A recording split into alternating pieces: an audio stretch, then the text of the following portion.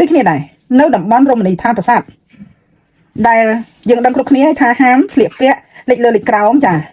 បញ្ចេញគោលសដន់ឬមួយក៏ស្លៀកខ្លីបញ្ចេញគោលផ្លូវចាព្រោះនៅតំបន់ប្រាសាទហ្នឹងគេអនុញ្ញាតឲ្យភ្ញៀវទេសចរជាតិនិងអន្តរជាតិចូលទៅដើម្បីទៅមើលប្រាសាទមើលសោភ័ណភាព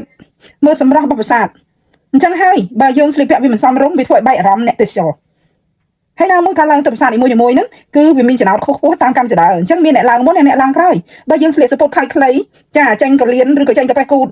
យើងឡើងតាអ្នកដែលឡើងតាមកម្មចដើពីក្រោយយើងហ្នឹងគេមិនមើលឃើញតិចអស់ចាអញ្ចឹងហើយបានគេឲ្យយើងស្លៀកពាក់ឲ្យសមរម្យចាក៏វត្តមិនមែនកន្លែងដែលយើងត្រូវបញ្ចេញសាច់បញ្ចេញរូបរាងយើងទេយើងចង់យកសម្រស់យើងទៅបណ្ដាបញ្ចេញជាមួយនឹងប្រាសាទដែរឃើញកន្លែងហ្នឹងគឺកន្លែងដែលគេទៅទស្សនាប្រាសាទបុរាណសិក្សាអំពីប្រវត្តិសាស្ត្រផ្ដោតអារម្មណ៍ទៅលើប្រាង្គប្រាសាទផ្ដោតអារម្មណ៍លើប្រវត្តិសាស្ត្រចាចឹងយើងទៅយកអីដែលប្លែកខុសពីវប្បធម៌យកទៅយកដើម្បីតាក់ទាញឲ្យគេចាប់អារម្មណ៍រឿងហ្នឹងវាអត់ត្រឹមត្រូវរូបរាងកាយខ្ញុំសិតខ្ញុំចង់ស្លៀកពាក់អីស្រែកទៅចិត្តខ្ញុំចាហើយនេះខ្ញុំមកវិញញែកតិចរឿងរូបរាងកាយខ្ញុំសិតខ្ញុំចង់ស្លៀកពាក់អីក៏បានដោយសារតែមនុស្សស្រីជាច្រើនត្រូវបានគេវាយប្រហារតាក់ទងនឹងការស្លៀកពាក់ចេះវាមិនសមស្លៀកពាក់ចុះវាមិនសមធ្វើឲ្យចាក្មួយស្រីសម័យឥឡូវគាត់ប្រតិកម្មគាត់ទាមទារសិទ្ធិរបស់គាត់មកវិញអញ្ចឹងឥឡូវមកវិភាគរឿងថាថ្មីហ្នឹងដែលគេប្រតិកម្មរឿងinfluencer យើងម្នាក់គាត់ស្លៀកពាក់កៅអៅកីឡារត់នៅមុខគាត់ដែលគាត់អត់ពាក់អាវតំណប់យើងនិយាយចេះទៅគាត់ពាក់អាវតំណប់ណាខ្ញុំគិតថាបើសិនជាគាត់ស្លៀកពាក់កៅអៅធម្មតាកៅអៅកីឡាណាហើយគាត់ពាក់អាវតំណប់ប្រហែលជាគាត់រងការរិះគន់ខ្លះប៉ុន្តែនៅពេលដែលគាត់អត់ពាក់អាវតំណប់អញ្ចឹងការរិះគន់វាកាន់តែមានទំហំខ្លាំងចាឆេះឈួលខ្លាំងណាយើងដឹងថាការស្លៀកពាក់យើងចង់ស្លៀកមិនក៏បានដែរមនុស្សគ្រប់រូបមានសិទ្ធិក្នុងការជ្រើសរើសការស្លៀកពាក់របស់ខ្លួនដោយមនុស្សស្រីគាត់និយាយណាគាត់ថារូបរាងកាយគាត់សិទ្ធិរបស់គាត់ក៏ចង់ស្លៀកពាក់អីក៏បានអានោះគាត់និយាយត្រូវក៏ប៉ុន្តែយើងរស់នៅប្រទេសណាយើងត្រូវគោរពច្បាប់ប្រទេសហ្នឹង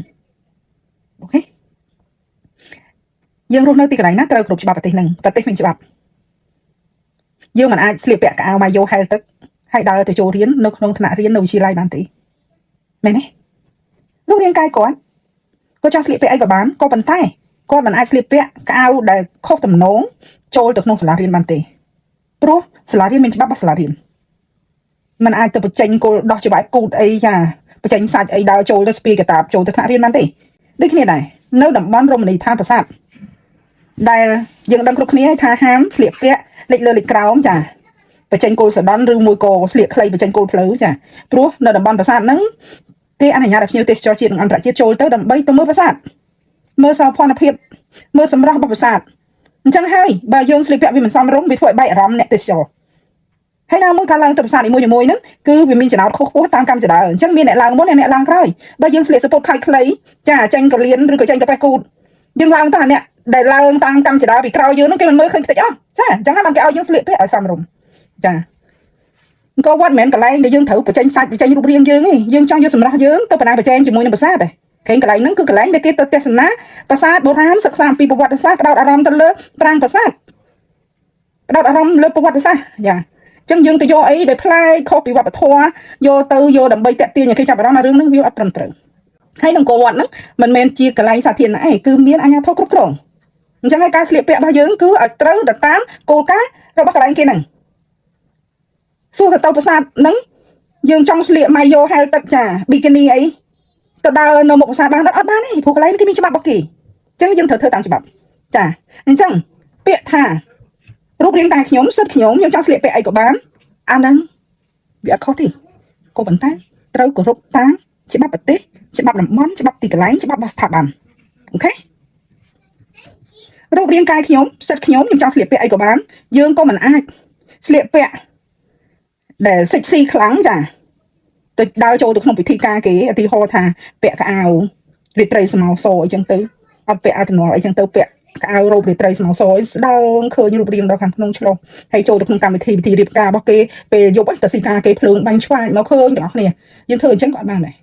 យល់ទេរូបរាងកាយយើង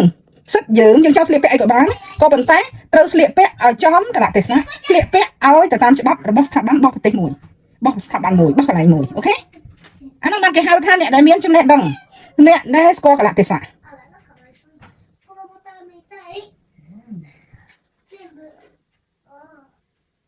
យល់